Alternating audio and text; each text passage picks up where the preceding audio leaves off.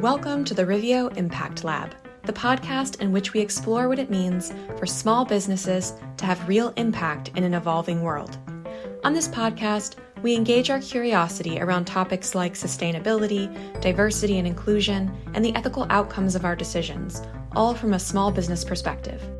You can find our podcast on audio platforms like Spotify or Apple Podcasts, or if you prefer the video version, we're on YouTube, and you can also get to the video podcast through our website. I'm Elin. And I'm Emily. Beth Bengtson is the founder and CEO of Working for Women, a nonprofit organization designed to create business opportunities for women in underrepresented communities. Beth has over 20 years of experience as a leader in marketing and communications, as well as corporate social responsibility. Beth's unique ability to bring purpose to the professional has culminated in her Working for Women model, which connects business members to nonprofits that focus on creating employment opportunities for underserved women so that the business members can contribute both money and skill sets. So I got to talk to Beth for this podcast. I got to interview her, and I really enjoyed hearing her story coming from this very corporate background, very, for-profit, profit-driven background. Even though she was working in the ESG space, she still had that to contend with, and she evolved her career into this nonprofit that she founded. It is Working for Women. It is all about helping women. So she, went from her background in corporate America into a place where she's leading with her values. She's changing things in a very meaningful way for women all over the country. And I just found that really inspiring. Yeah, Beth is a very inspiring person, and I really enjoyed listening to the conversation that you had with her. Beth is doing incredible and meaningful work, and she has been for years. And so we know you'll take so much out of this conversation with her. So let's go ahead and get into it.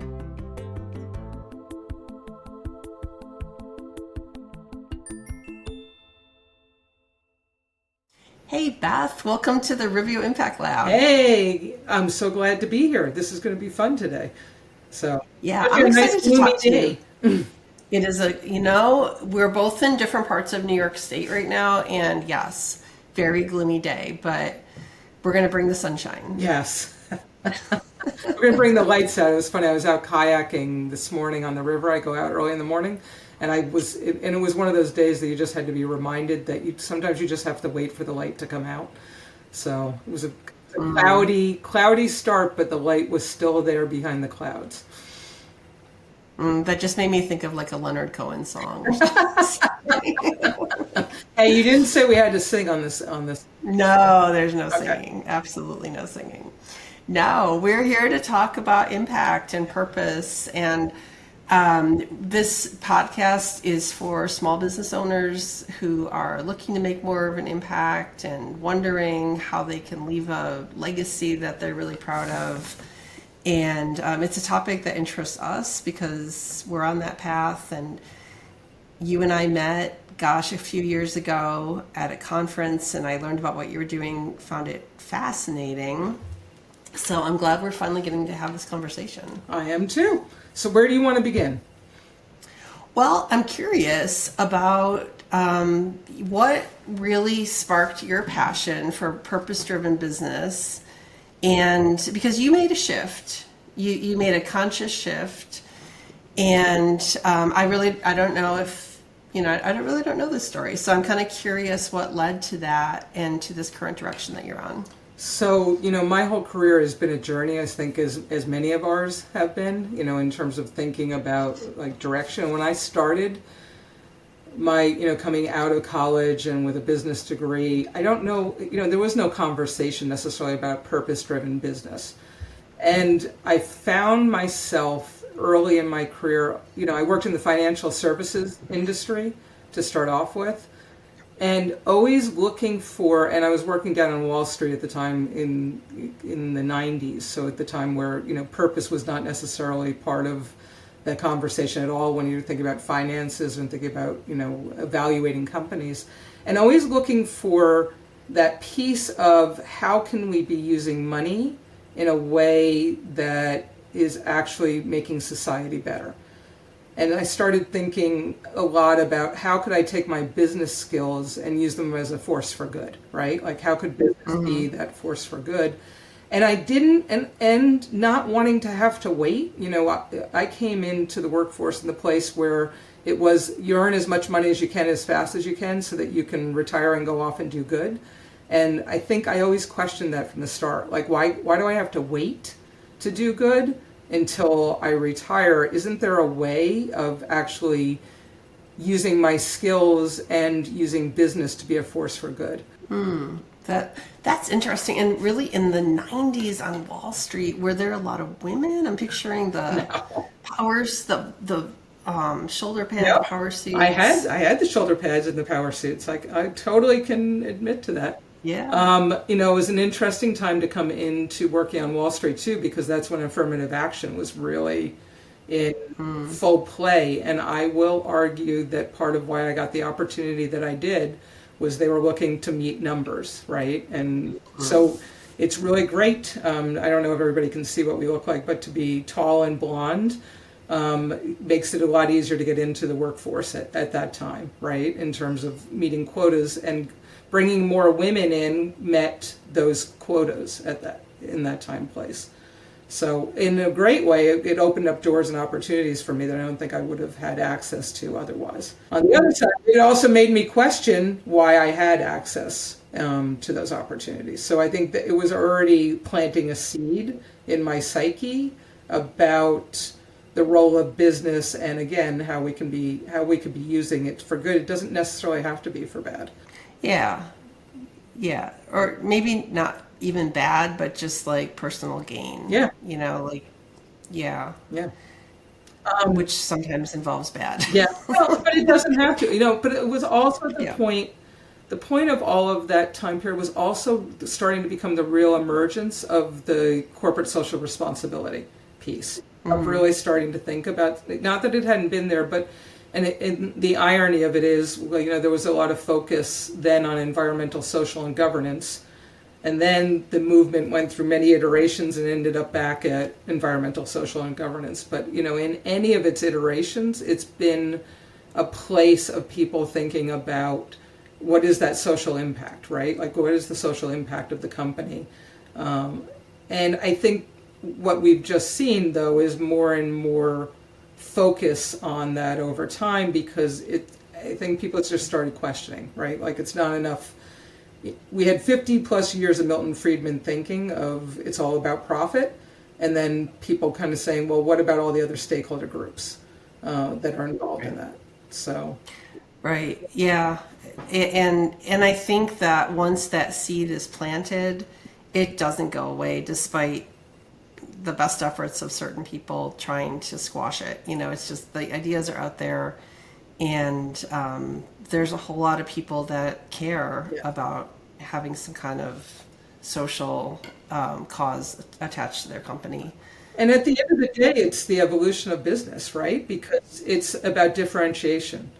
When I was teaching this and I would go into companies, and especially small businesses, I would talk about purpose being that product differentiation piece, because if all things are consistent. So I would talk sometimes either about sneakers or pasta, and I'd say, when you go into the store and all other things, at a certain point in the life cycle of anything, the function and the price all become almost the same, right? The box of pasta on the shelf, there's 5 different types of pasta. They all, roughly are the same type of thing. The price place in there is almost exactly the same. So then it becomes, well, why wouldn't I choose the pasta that saves the world, right? Like, in terms of thinking about that product differentiation. And I think that's what you have more so now, but it only comes into being when everything else is in alignment, if that makes sense. Yes, for sure. Yeah. So for you, I'm sure you have a lot of causes that you care about, and you've decided to focus on women and helping women. How did you get there? Was there a moment that helped you make that decision, or what led you down that road? So I think there were multiple moments. One being, where we started with where my career was, where there wasn't many women, and just being cognizant of that. over time, and then finding as I came into more leadership roles that I was always mentoring women in organizations and helping them find their voice and self-confidence to be able to kind of be in the roles that they were and evolve moving forward and go on that career trajectory. And then I actually had a pivotal moment, probably I guess it would be about 10 years ago now, that I ended up on a service trip with a friend, and we ended up in Guatemala, and I got to see women that were basically, it was the prostitutes in Guatemala City. And when we went around to visit them, I realized that they were all running businesses, right? While it was the sex trade, because of the way that it works in Guatemala, it's very much on an individual basis, and that they all had business skills. And I thought, what if we could help women really see the skills that they have and apply them and put them into better pathways, right, for building those skills. And out of that is kind of the beginnings of, the seed was already there along those lines, and being passionate about, corporate social responsibility. I brought that into multiple firms, but that piece really brought it over to, if we're going to focus our efforts, let's help elevate more women in the workforce and help support them along those lines. Because there's not, and especially in the United States, there is not a lot of focus around women and economics and their trajectory. Not yet. Yes. we're building that motion, right? So. Yeah, I hope we are. Yeah.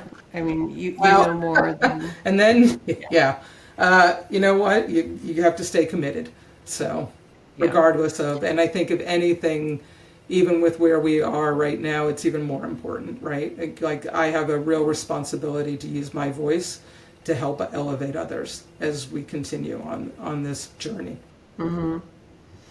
Yeah, as do we all, I think, on some level. So you mentioned Guatemala, you also studied in Paris. Do you think that international education and your global experiences did help shape your perspective on gender equity and social impact? And, how so? What were you observing? So I would say it wasn't even, the educational experience. It's been all the travel that I've done. I think travel and education are never wasted dollars in any way. And the more that you get exposed to other environments and other ways in which people live, I think without a doubt shapes what you do, especially when you see the different economics across the world. It can't not, I would believe it can't not shape you if you're open along those lines. So I always feel like you need to get out of where you are to see what else exists out there, both from a positive and a negative standpoint.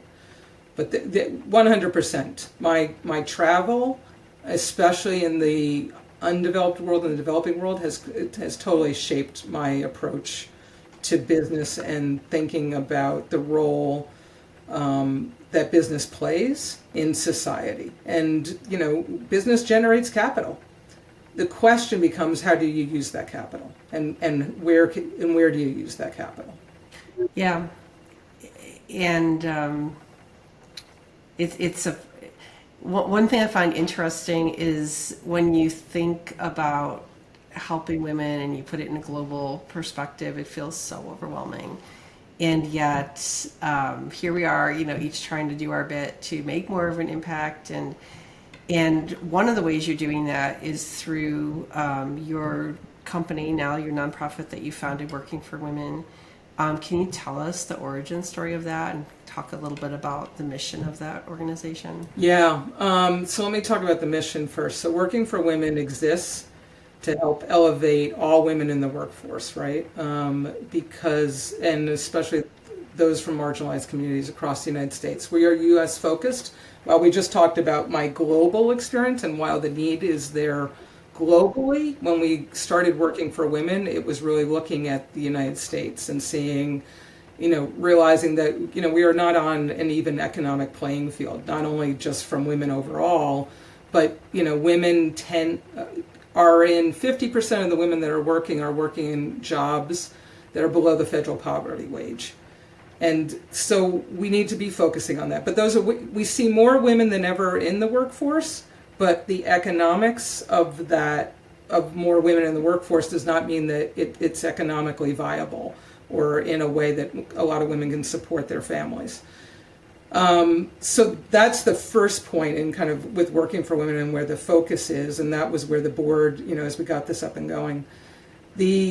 And what Working for Women does is it's a business giving community. And what I mean by that is it's a collective of businesses and professionals that all come together, and we aggregate their time, skills, and money to then move into our network where we provide programming across other nonprofits across the United States that reach women in those communities that are working to advance in the workforce. And we do three things. We invest in connecting them to pathways, better pathways on their job journey that will allow them to achieve economic mobility, ideally. We support them with skills and training so they become part of what we call the Working for Women Circle, which is a whole range of programming support, from things like negotiation skills training to financial support groups that help support them on that career journey. Because my other big learning since starting Working for Women is the fact that I thought we just had to put women into better jobs and that would change the paradigm, but we can't just do that. It's about building that support system around it. And then the third area where we focus is on changing the conversation around barriers for women in the workforce.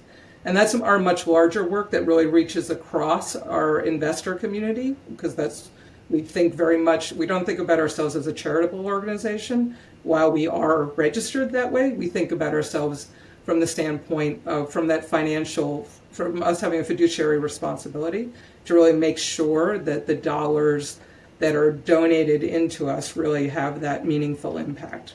So that advocacy work is really about raising the awareness of things like childcare, really using the voice of our organization to raise up more of the barriers that are holding women back in the workforce.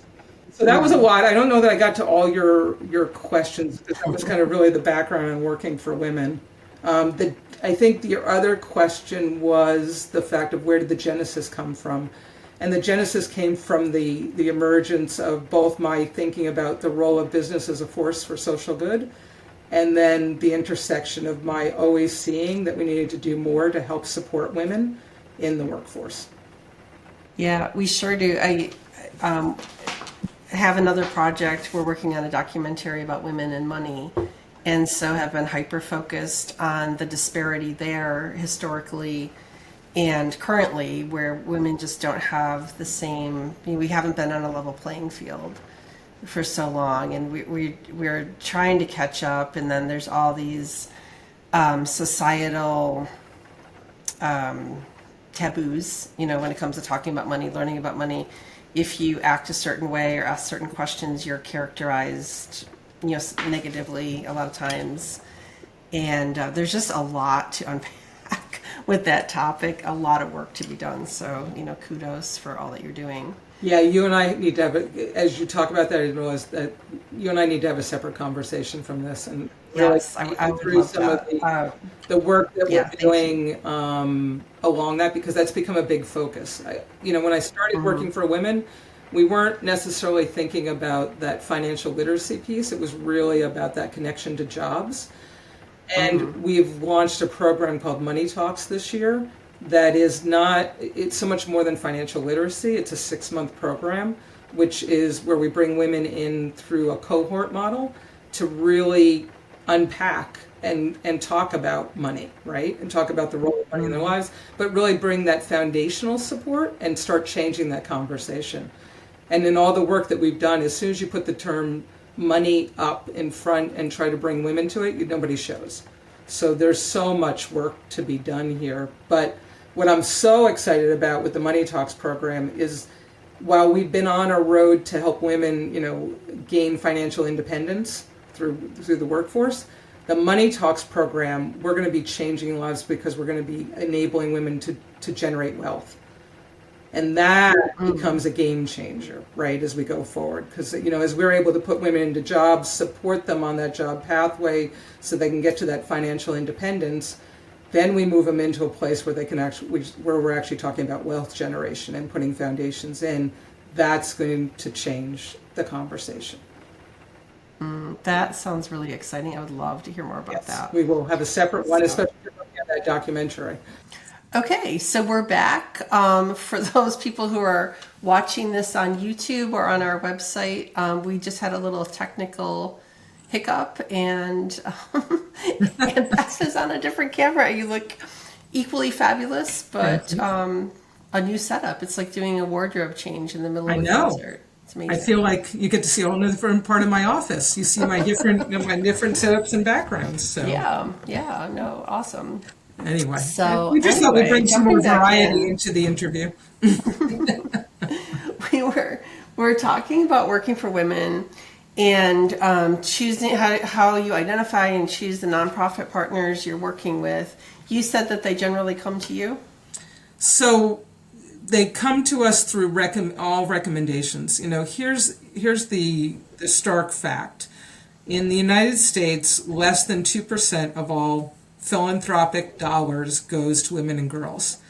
The majority of those dollars goes to the health and reproductive conversation. Not exactly shocking. There's not a lot of dollars that goes to helping women from an economic standpoint, of really kind of from that workforce development. So the majority of the nonprofits that we work with are all grassroots and regional, looked across the United States. There's not like there's a national, we are the national nonprofit that is really kind of aggregating and thinking about this. So how we find our partners is a lot through word of mouth, through recommendations in those areas from some of the women's funds, the funding network, saying who's working on workforce. And, what do you think? And that way we also get that place of evaluation because they've also been working with them or putting grants in and seeing the success. What's amazing is there's so many great groups, across the country that are doing this work, but awareness is so low because they don't have the time or the dollars to really focus on that key piece, right? Or working with firms like yours, Elin, to really raise awareness and be able to have that marketing and communication dollars to really kind of bring those stories. So that's the other piece that we're able to do, kind of as that larger organization that sits over it, is raise awareness and help them, those stories and those case studies. Because at the end of the day, working for women really exists not only to help the women, but to expand the capacity of resources that are going in here to support women across the United States. So to grow that capacity. Yeah, that's great. And you're right that storytelling piece, the amplification is so important. Like that's something that's part of our mission, is to tell those impact stories and help get the word out there. And we're working on innovative ways to try to do that so it's not burdensome to the nonprofits. But it's a challenge. It's something that the infrastructure for that doesn't automatically just exist. So that's another conversation we can have offline, Beth. Yeah, the infrastructure doesn't exist. And the other side, it was interesting, we've had people come in recently, is the aptitude of the people that are investing or making charitable dollars. They don't want to see dollars going into that area too. So it also burden is on the nonprofit of, if you can't tell your story and you can't bring more people in, you can't grow your capacity, just like any business, right? It's the same. No business is growing without awareness and people understanding, and you make that investment. But in the nonprofit world, it's viewed negatively. Like that is the biggest opportunity, but it is also when funders come in, they want to look and see all your dollars are going to programming. Well, that's great. And yes, the majority of those dollars go to programming. But if you're not able to bring more people in, you're kind of stuck, right? Because you can't grow that capacity to be able to do more. So I think there's the systems and the awareness in terms of the nonprofits and be able to bring it, but there also needs to be more understanding on those that are donating dollars, that their dollars are going to go a lot further if you're able to expand the reach of that organization and its work. So. Yeah, that's an awareness campaign in and of itself, but that's where a lot of our interest lies. So thank you for bringing that up. But I want to dial it back a little bit, and I'm wondering if you can think of a story. I'm sure you can think of many stories, but if you can just illustrate some way that working for women has impacted a real life woman and made her life better.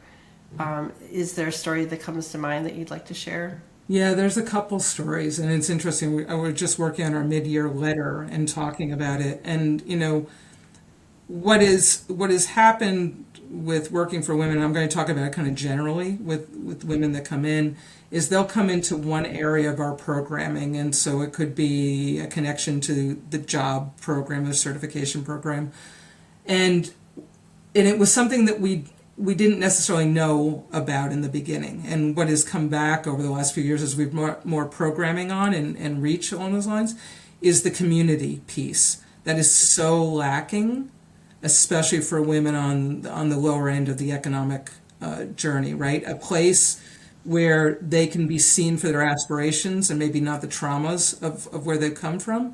And so when women come into the Working for Women community, and this is the feedback that we get consistently again and again, is the place of being seen and being supported for the dreams and where they're trying to go, right? And that it's a surround, like they also are connecting with other women. So many of us have professional groups that, when you're on your journey that you've connected into. When I walk in and when we're doing more stuff in person and even when we come on virtually, when you ask these women, who's there for them, they haven't had that experience. They haven't had that experience of community. And I think that's one of our strongest pieces as we continue to grow, and is that the women, when they come in and have one experience, come back and sign up for all our programming. So in terms of that story, what we're seeing now is we'll have a woman come in for the negotiation skills workshop, then they come back, they do the certification program, now they're doing the financial support groups, and they're feeling that not only that sense of community of being in community with other women, because everything we're doing is a cohort model, but they're also feeling seen and supported on their career journey as they go forward. And lastly, the other piece that I'll say that, you sometimes underestimate the power of just being there and seeing and being present with women. I think anybody, right? And I think we can think about this along those lines. When we start a session, when I've started sessions at Working for Women, I will walk into the group and say, we're here to invest in you. And that moment is a pivotal moment, right? You see all of a sudden, because so often women are not used to anybody saying, hey, we're the caregivers, we're going off and taking care of everybody else. And to walk into a room and all of a sudden hear that this whole session is there for them and that we're here to support them, it changes the energy like nothing else, right? Like you just see that burst of all of a sudden everybody sits a little taller and is more awareness, and those kind of and unfortunately it's not the experience that they have all the time, right? I think possibly overall, as most women, it's not an experience that we have of sitting there and having someone say, I'm here to invest in you today. And it's so important. I love that was your answer, and that this is being experienced by these women. I think too, a lot of times people underestimate the value of that virtual community. They think of community in terms of going down to the community center in your actual community. But for myself, I have worked so hard to build online communities, and I feel like those are my people, and they're not necessarily in my backyard, but it doesn't matter. And this is a new phenomenon, relatively new phenomenon, and it's real and it's powerful, and it's really awesome that you're tapping into that. Yeah, and like I said, if you'd asked me 7 years ago, I don't think community would have been in what we were doing. I was like, we're going to build resources. We're, very business mindset. I'm going to take the power of the business community, aggregate what business does really well, which is generate capital, and move more capital over to those nonprofits that are spending way too much time fundraising, and let them do more of their really do the social work, right? And support them on that journey. And so community, I wasn't thinking about that. And it's emerged because we spend so much time listening, and we were hearing from the women where we were bringing the programming in, and the group and the organizations that we're supporting. They came back and told us that was such a big component of that experience of being seen. So we now have women that have been with us for multiple years, right? And they feel that that we're there for them, right? And nothing, we all know, we've all had that power of there's been somebody there that has seen us and helped us on those days. And that to me has been amazing to watch that come out of this. And we didn't go into it intentionally, right? It's emerging organically, and it's meeting a need that we didn't realize was there. Yeah, you're doing important work, that's for sure. Thank you. And so bringing this back to our audience, small business, you have said that business can and should be a force for good, which I also definitely believe, a force for social good. Yeah. What do you think that looks like in practice, especially for small businesses? So these, probably are for-profit businesses that they don't exist exclusively like you do, as a nonprofit, but how can they incorporate that becoming a force for social good into their business model? So this is a place I always love to talk because, before I came into working for women, I built and ran for-profit businesses. Mm-hmm. You just have to bake it in, right? It's not as hard as everybody thinks it is, and I would also argue most women-owned businesses are value-driven along those lines, and already it's somewhat there. You put it in your bottom line. You just make the commitment. You just say, that this is part of what we do. We give back a percentage each year, and here's where we're giving that to, and you build it into your budget. And, I listened to this from so many businesses that say, and even when I was running my for-profit business before, people would be like, well, it's so amazing what you're doing. I can't wait till I can do that. This is why Working for Women exists. Like, you could be giving $10, you could be giving $100, you could be giving $1,000, you could be giving $10,000. We have people at all different levels and businesses at all different levels. You just get started. You just write the first check. You just make the first donation. You don't have to wait till you're big enough or anything, because the power of the giving circle model means your $100 can be part of $100,000, $1 million, because the more we have more businesses come together, the more we can aggregate those resources and move it out. So, we always talk about the power of, if 1,000 businesses give $1,000, that's $1 million. Like, just do it, So if you as a business can't give $1,000, then give $100, whatever it is, but give it into a place where that collective giving model is, because that's where the power of the aggregation comes. It sounds so easy. It is easy. It is easy. It is easy. It's just making a decision to do it. I've listened.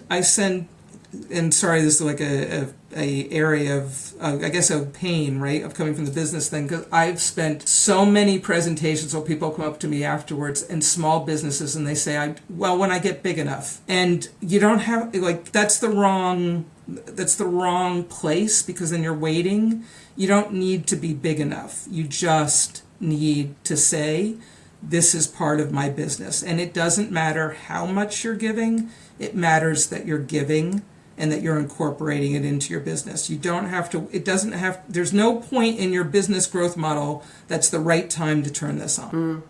Is there a link between social impact and business success? I would argue yes, just from what I've seen in my experience.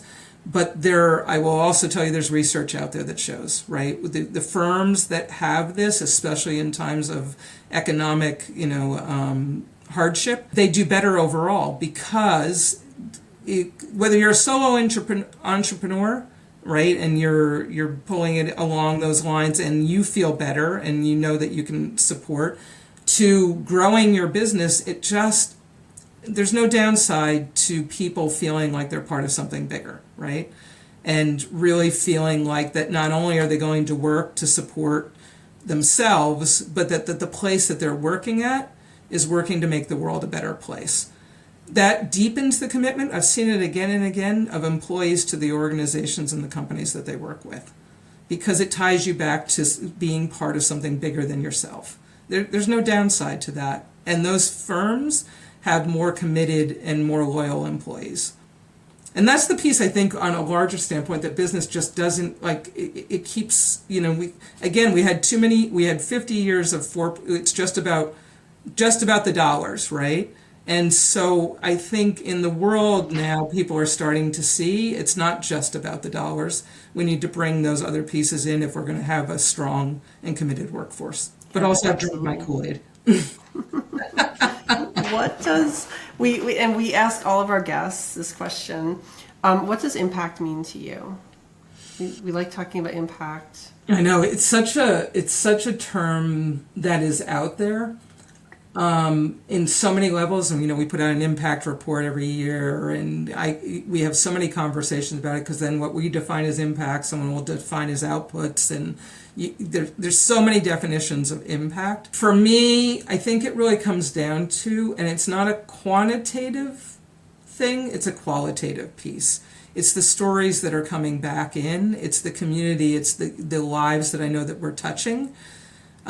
Because I know that impact will have that ripple effect, right? If we're affecting one life, that life is in turn going to ripple and affect it out. And I think the hardest part in the work that I do is navigating that piece between the data, the quantitative and the qualitative, right? Of showing that, and then being able to really, demonstrate that in, everybody wants it in a hard, fast place, when so much of it is you're changing lives because of the conversations you're having, and because of what we were even talking about before, the feedback that we get, that people are so engaged in our community that we didn't even know we were building necessarily. Right. So insightful. It's so inspiring talking to you. I could continue this conversation for the next hour, but we're not going to do that. Instead, I would love to have you share how people can get involved with Working for Women, how they can find you, support you, all the things. No problem. So we're pretty easy. We've been talking the name Working for Women. It's workingforwomen.org. You can just get on and find us. We are active on LinkedIn and Instagram. Those are other great places to follow our content. Not that we don't have some in other areas, but those are our two primary areas, especially because we're really trying to reach that business community. So engage and follow us on LinkedIn. You'll learn a lot about what we're doing. Sign up for our email newsletter. As you got today, and we don't probably about once a month, just to kind of keep you up and on the works. And then, of course, contribute. I think that's most important. We take it in all shapes, forms. If you have a donor advised fund, we are a great place. We are listed on all of those. Great place to be able to help support. And just remember the power of the collective, right? Those dollars that you give to an organization like Working for Women go that much further because of that model of the aggregation. And thank you. Spread the word. Opportunities like this, if anybody wants to have us come on and talk, speak, I love talking about the work that we're doing. So that's how you change the world, right? Is more opportunities. So I really appreciate you making time to have this conversation on your podcast. It was a pleasure, and really so inspiring to hear about what you're doing and how you are changing the world. So thank you very much, Beth, for being here with us on the Impact Lab, and I'm sure we'll be talking again soon. Thank you. Sounds good.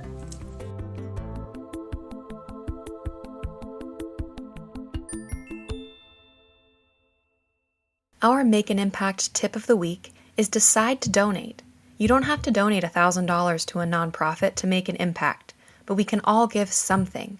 Decide exactly what you're able to contribute to an organization in need and make your contribution by the end of the week. Then send us a message to tell us who you've chosen to support. We can't wait to hear about the amazing organizations that have captured your heart. Thanks for listening, and make sure to do good in the world this week. If you have questions you'd like us to address on the podcast, you can reach us at info@riveocreative.com.